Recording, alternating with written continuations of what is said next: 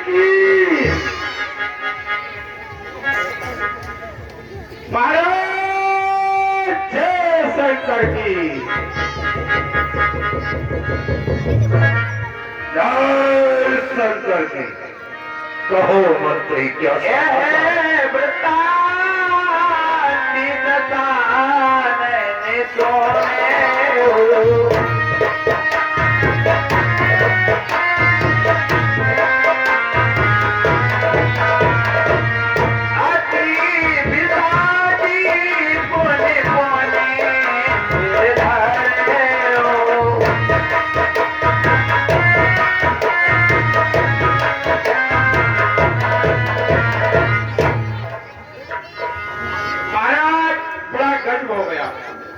सोने हो गया मंत्री। महाराज वो बंदर सुखेल बैठ को ले गया और सुखेल बैठ ने जो औषधि बताई वही बंदर वहां से द्रोणागिरी पर्वत से जाकर पूरा पर्वत ही उठा लाया।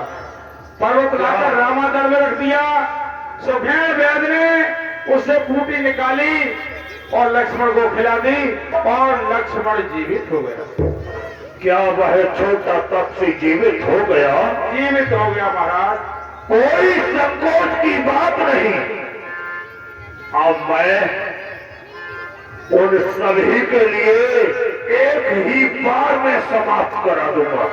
सही महाराज। ऐसे योद्धा है। अब मुझे भ्राता कुंभकर्ण के लिए जगाना चाहिए।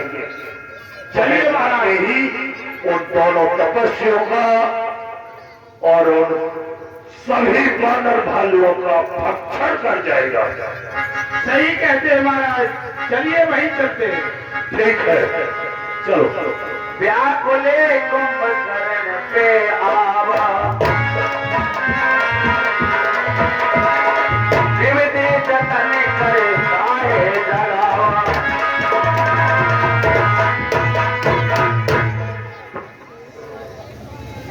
महाराज आपके भ्राता गहरी नींद में सो रहे हैं। हाँ गहरी नींद में सोया हुआ है। इसके कान पर नगाड़े बजवाओ। ठीक महाराज।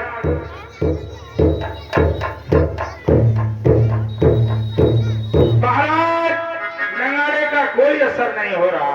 नगाड़े का कोई असर नहीं हो रहा। नहीं हो रहा महाराज। ठीक है इसके ऊपर हाथियों की दांत चलवाई जाए। जैसी आज्ञा महाराज। हाथियों के पैरों से कुचलवाओ।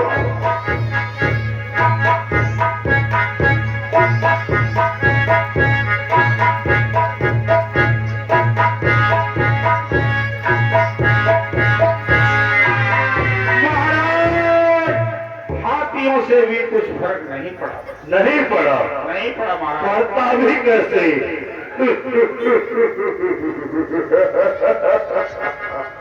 ये बहुत ही महामनी वीर योद्धा है। लेकिन इसकी नाक में नकेले ठुकवाई जाए। ठीक है महाराज।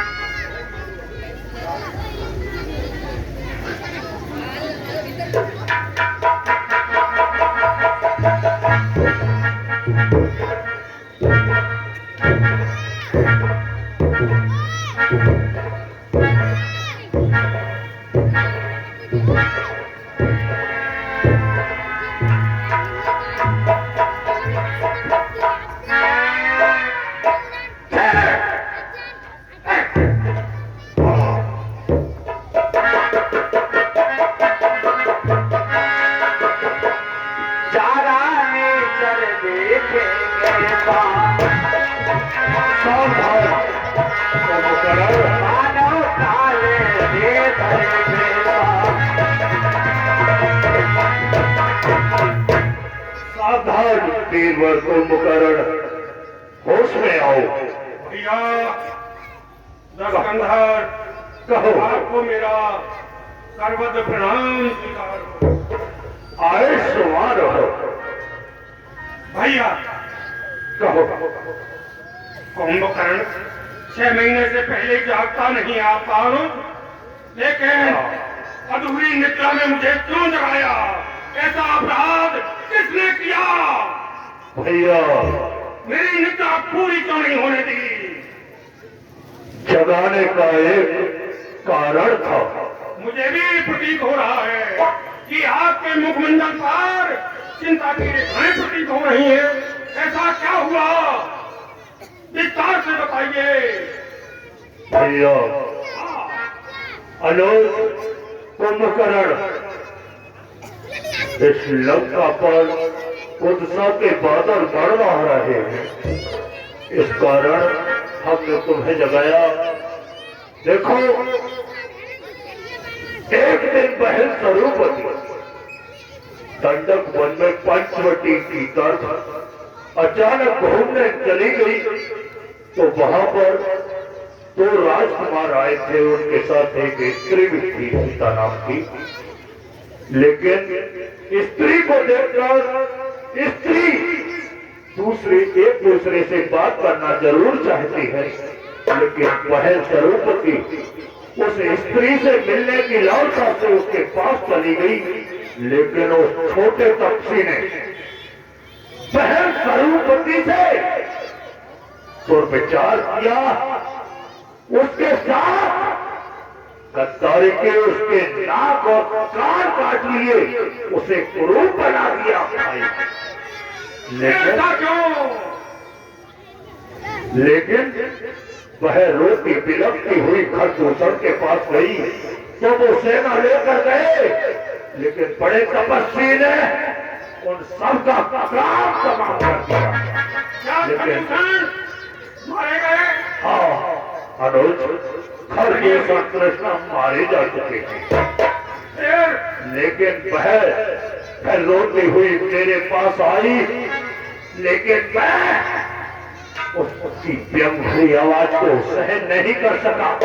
लेकिन मैंने उसके प्रतिशोध लेने के लिए उसकी भार्या का हरण कर लिया। लेकिन झगड़ा बढ़ता ही चला गया।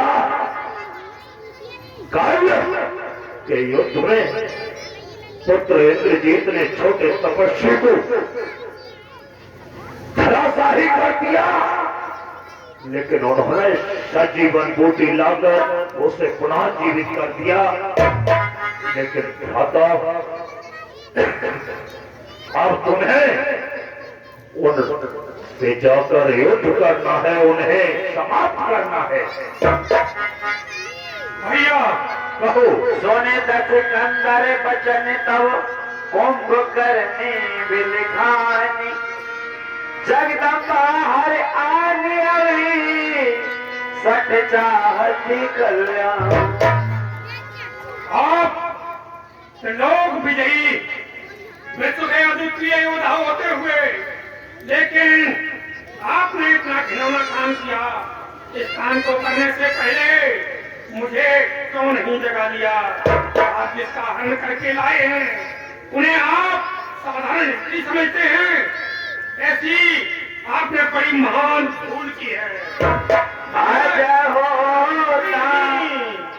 साधारण स्त्री नहीं, मैं साक्षात जगत जननी जगदम्बा दे रही है, और जिनको आप साधारण मनुष्य बता रहे हो, वे साधारण मानव नहीं, त्रिलोकी के स्वामी साक्षात नारायण का अवतार है। उनसे तुमने बैर बढ़ाया है और ऐसी घिनौनी करनी की है, ये तुमने अच्छा नहीं किया। कुंभकर्ण, भैया मैंने तुम्हें उपदेश देने के लिए नहीं जगाया था, लेकिन तुम मेरा साथ नहीं देना चाहते, तो जाओ, जाकर सो जाओ। नहीं भैया, मैंने जो कुछ किया है वो अपनी बाहुबल पर किया है, मैं स्वयं ही उनसे निपट लूंगा। भैया ऐसा मत सोचिए, आपको कुंभकर्ण की निष्ठा पर संदेह करने की आवश्यकता नहीं। मेरा सब कुछ आपकी आज्ञा पालन करने के लिए समर्पित है। मेरा यह मस्तक लंका के राज रक्षा के लिए समर्पित है। लेकिन कुछ अनुचित कहना तो मेरा परम कर्तव्य बनता है। क्या इस होने कर्म को करने से पहले आपको भाभी मंदोदरी ने नहीं समझाया? उनसे आपने पूछा या नहीं पूछा? हाँ पूछा था, फिर लेकिन तुम्हें ये ज्ञात है कि ये कस्कंदर किसी के परामर्श को नहीं मानता, जो जिसके दिल में होता है वही करता है। चलिए, आपने किसी की बात नहीं मानी, क्योंकि सोचा होगा कि इसकी अल्पबुद्धि होती है। लेकिन अनुज विभीषण तो ज्ञानवान, धर्मवान, मान भक्त था। उसने भी आपको नहीं समझाया क्या? उससे आपने किया या नहीं दिया? वह भी कायरों की भात मुझे उपदेश दे रहा था, मेरे शत्रु को श्री कहकर संबोधित कर रहा था, उसी की पढ़ाई किए जा रहा था, लेकिन उसे मैंने लात मारकर यहाँ से निकाल दिया। वह भी उन्हें ले जाकर बैठ गया। क्या विभीषण राम शरण चला गया है? फिर यह बताओ मुझे कि आपने सीता का हरण किस प्रयोजन से किया था? मैंने अपनी पटरानी बनाने के लिए। क्या तुम्हारा यह प्रयोजन पूर्ण हुआ? नहीं। क्यों नहीं हुआ? कि मैं उसके पास जाता हूँ, बहुत ही प्रयास करता हूँ, लेकिन वह मेरी तरफ देखती भी नहीं और राम राम करती रहती है। एक पतिव्रता स्त्री है जो अपने पति के नाम का स्मरण और हृदय में ध्यान करती रहती है, लेकिन आप तो पूर्ण मायाकारी है। आप राम का रूप बनाकर उसके सामने क्यों नहीं गए? मैं आपको अपना देती। वह भी किया वह भी किया मैंने, राम का रूप भी धारण किया, लेकिन जब मैं राम का रूप धारण करता हूँ तो मेरे हृदय में मातृभाव उत्पन्न हो जाता है।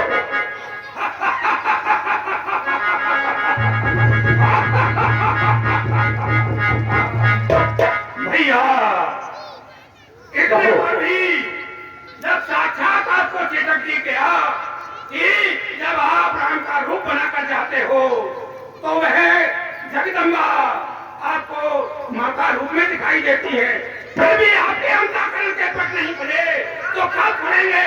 आप स्वयं लंका के विनाश पर खुले हुए हैं। बहुत हो चुका, बहुत सुन चुका हूँ मैं तुम्हारे उपदेशों को, बस अब मैं कुछ नहीं सुनना चाहता। कुंभकर्ण भीषण की भांति तू भी मुझे उपदेश देने लग गया, लेकिन तेरी भी इच्छा नहीं तो जा, तू भी सो जा, मैं स्वयं ही उनसे निपट लूंगा। महाराज, इसकी बुद्धि दूसरी तरफ चल रही है, इसलिए इसके लिए शराब पिलाई जाए। शराब पिलाई जाए, इसके लिए मांस और मदरा मंगवाया है।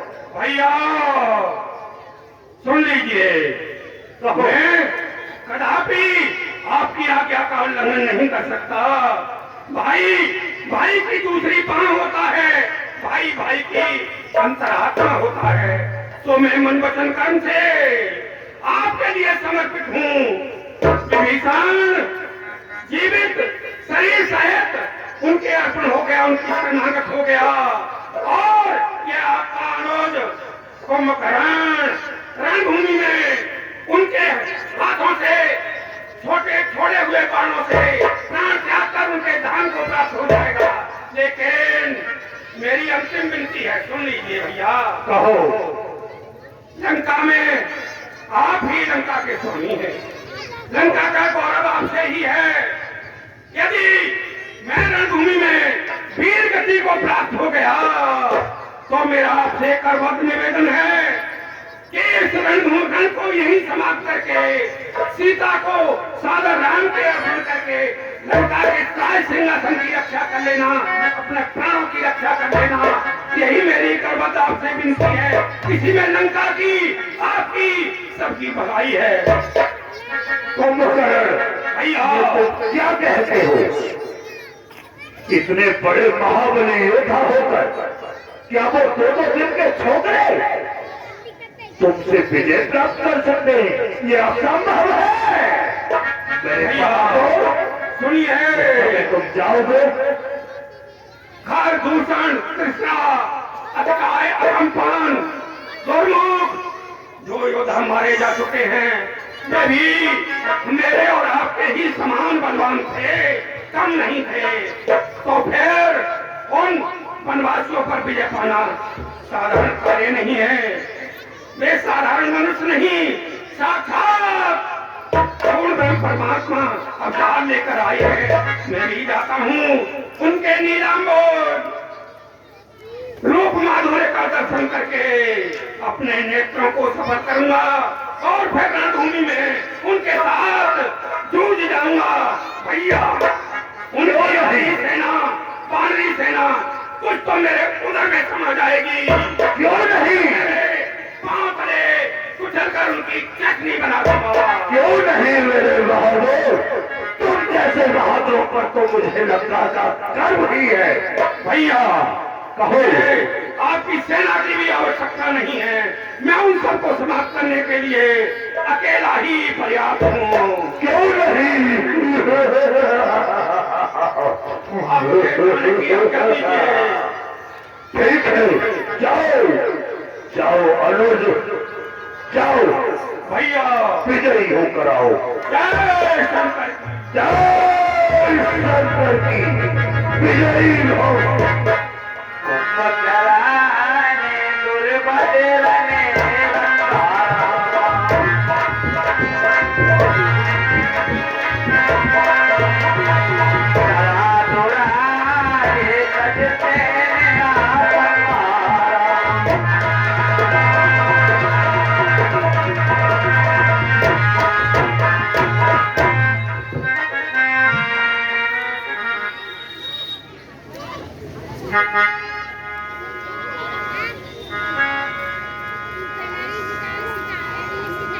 ये माया तेरी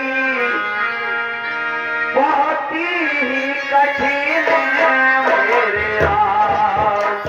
ये माया तेरी बहुत ही कठिन है मेरे राम।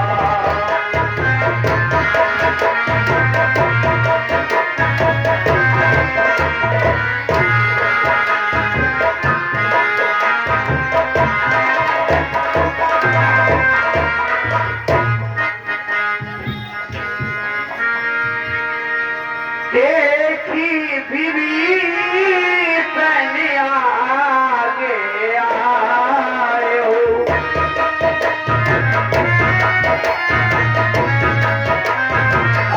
रामचंद्र की जय। परे हो चरणी जी राम सुनाए हो।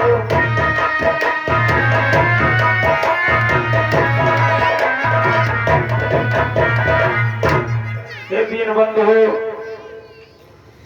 आज युद्ध करने के लिए रावण का भाई कुंभकर्ण आ रहा है। जो सामने से धूल उड़ती आ रही है, ये विशाल का धूली उड़ती आ रही है, धुआं सा होता आ रहा है। ये कुंभकर्ण आ रहा है सामने से। और प्रभु ये कुंभकर्ण जो वीर है ये मामूली वीर नहीं है। कुछ घंटे जब एक दिन के लिए उठता है तो आधे संसार को चौपट कर देता है। अगर ये सेना में आ गया तो सेना को निगलने में से ज्यादा देर नहीं लगेगी, थोड़ी देर में ही पूरी सेना को ये खा जाएगा। इसलिए दीन बंधु मैं पहले इससे जाकर समझाता हूँ क्योंकि ये मेरा भाई है। अगर मेरी बात को मान जाए तो सही है। ठीक है महाराज लंकेश। हाँ ये 50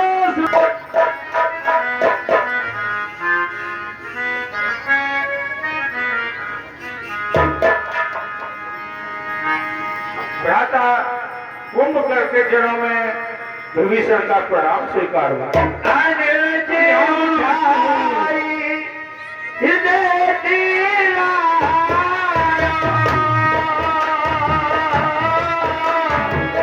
रघुपति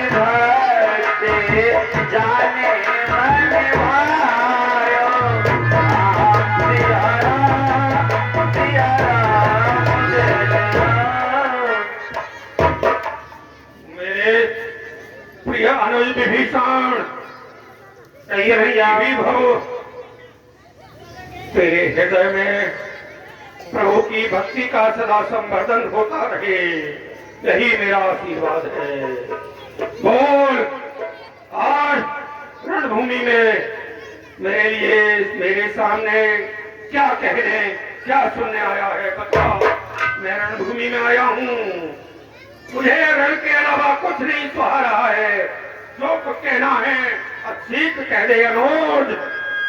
भैया कुंभकर्ण, मैंने भाई रावण को बहुत प्रकार से समझाया, सब नीतियां बताई, सभी बात बताई, उनसे कहा था कि वैदेही को प्रभु के अर्पण कर दे। बहुत समझाया, हर तरह से समझाया, लेकिन उसने मेरी एक बात नहीं मानी। साचला तेरा बने मोहे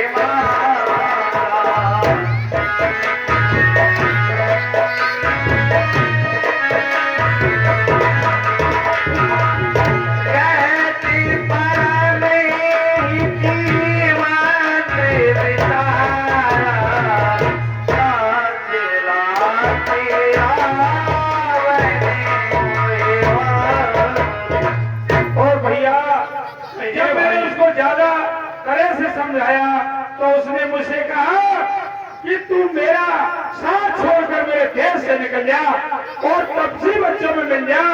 उसने मेरे चरण का प्रहार किया और बहुत बुरी भली बातें कही भैया, इसलिए मैं भगवान की शरण में आ गया। भैया अनुज विभीषण, तूने उचित भी किया और अनुचित भी किया। भैया भैया का अंग होता है, भैया भैया का प्राण होता है। यदि भैया ने तेरे चरण का प्रहार भी किया था तो तुझे आशीर्वाद समझ करके उधारे कर लेना था, लेकिन तेरी प्रवृत्ति तामसी नहीं, तू सात्विक प्रवृत्ति का है। हो सकता है कि अधिक क्रोध आ जाता तो वे तेरा पद भी कर देते, इसलिए तूने राम की शरण में आकर अच्छा ही किया और वंश को उजागर भी कर दिया। भैया ये प्रस्ताव मैंने माता जी के सामने भी रखा कि भाई रावण मुझे चढ़ प्रहार करके और लंका से निकाल रहा है। ये तो माता ने कहा कि विभीषण तुम यहाँ रहकर कुछ नहीं कर सकते। मैंने कहा माता, ये सेना जिसका कोई दोष नहीं है, सेना है, ये क्यों मारी जाए, इसलिए सेना और इन सबको बचा लिया जाए।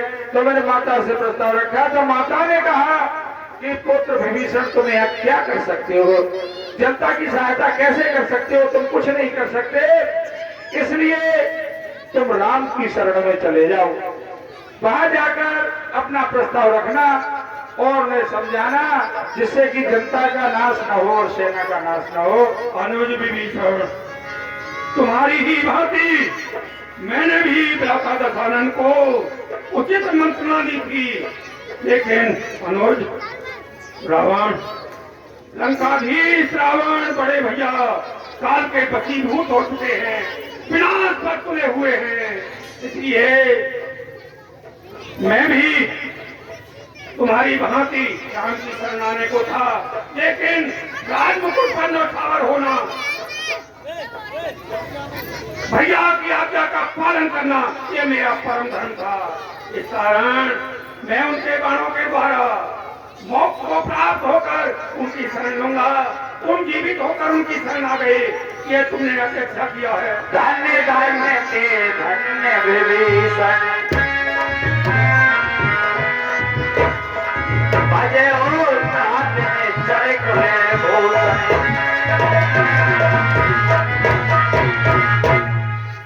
मेरे अनुज, ये भाई तुम्हारे लिए बहुत बहुत धन्यवाद है, जो कि तुमने कुल भूषण श्री राम की शरण ली और उनका भजन कर रहे हो। अब केवल लंका में एक तुम ही बचोगे, कोई शेष बचने वाला नहीं है।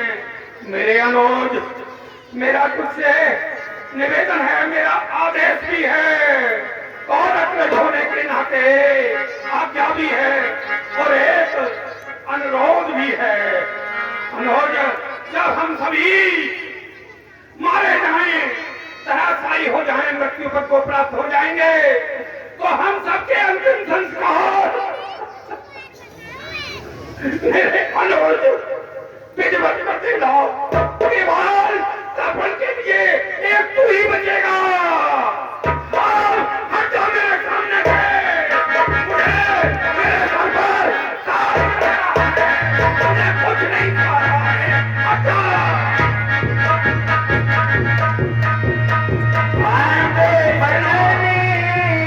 सोने चला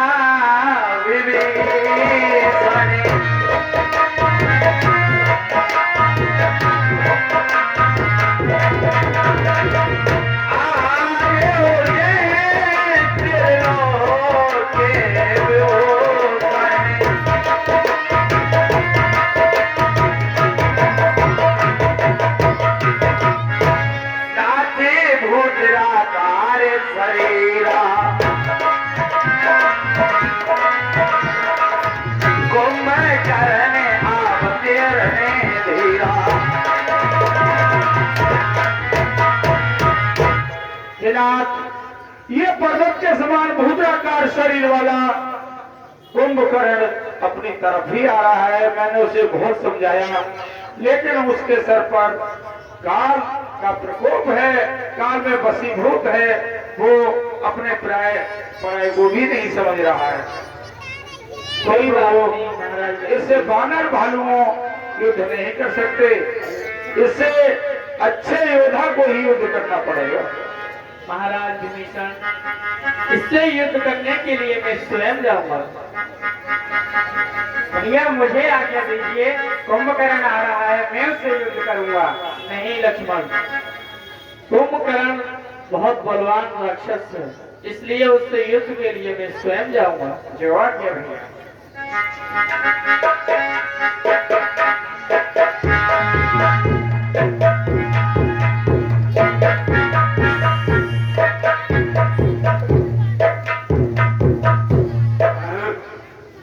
कहाँ है वानरी सेना? कहाँ है वे तपस्वी जिन्होंने की लंका के बड़ी राक्षसों का संहार किया है? आज सामना महाकाल कुंभकर्ण से है। उन सबका भक्षण करके अपनी सुधा को तृप्त करूंगा और लंका को सदा सदा के लिए संकट से मुक्त कर दूंगा। ये राक्षस तू बच ही नहीं पाएगा। ये तपस्वी तुम्हारे सामने खड़ा है।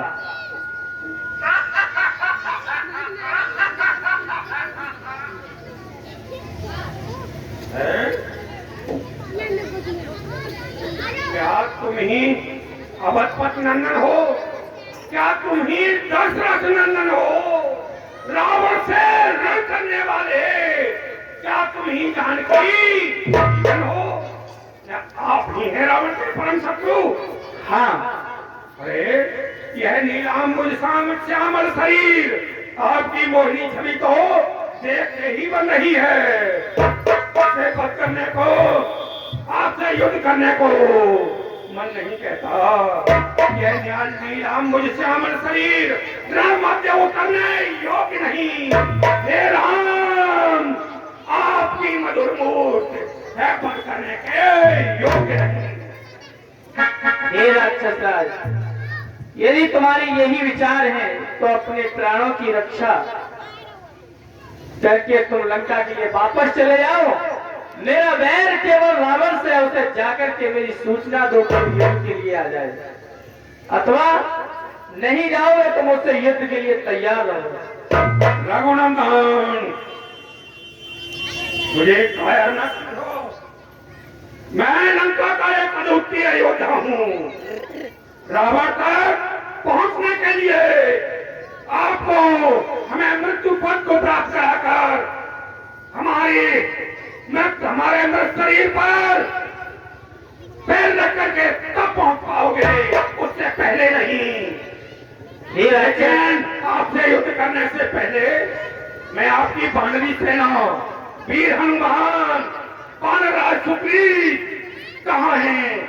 उनसे युद्ध करना चाहता हूँ। उनके ही तो दर्शन हो। कहाँ जाकर छुप गए कुंभकर्ण के भय से? उन्हें भी सामने लाइए। हे राक्षस राज, यदि लंका में यदि वीर हो तुम, तो मंदा की वर्षा होती है। देखो राघवेंद्र के, ठीक है तो तत्पर हो जाइए। क्योंकि तुमने अपने भाई का भी परामर्श नहीं माना।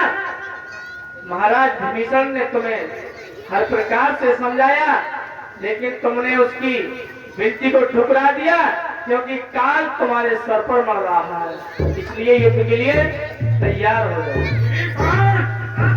मुझे पहले सुग्रीव का परिचय दीजिए। इन वानरों में सुग्रीव कौन है?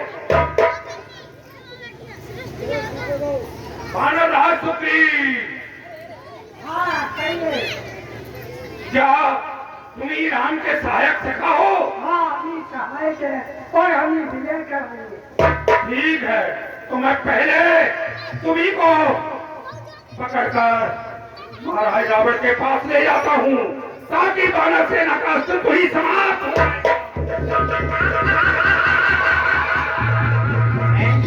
ये तो सुग्रीव को ही लिए जा रहा है।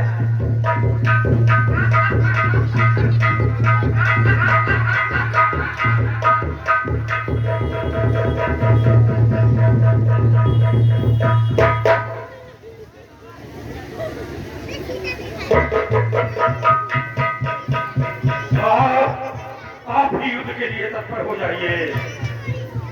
ठीक है।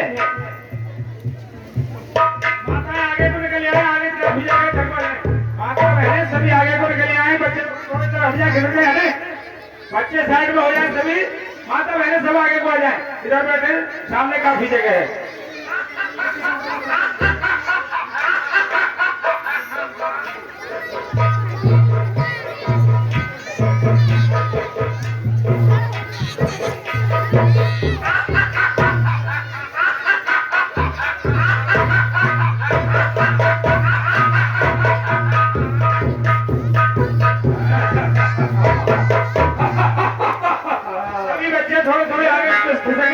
बच्चे सभी आगे को खिसक रहे हैं, थोड़े थोड़े सभी बच्चे वाले जगह बनाए, एक दूसरे को बैठने दें। बच्चे आगे को आ जाए, आगे बढ़कर बैठो। वास्तव में आपका रण कौशल तो सराहना के योग्य है। शाहजहां बाहु का बाण युद्ध बस देखे ही बनाता है, कब लेते और चलाते हो ये नहीं समझ में आता है। एक बार फिर एक बार कौशल दिखला डालो अपना। मैं आता तुम्हें पकड़ने को, ये बाण चला डालो।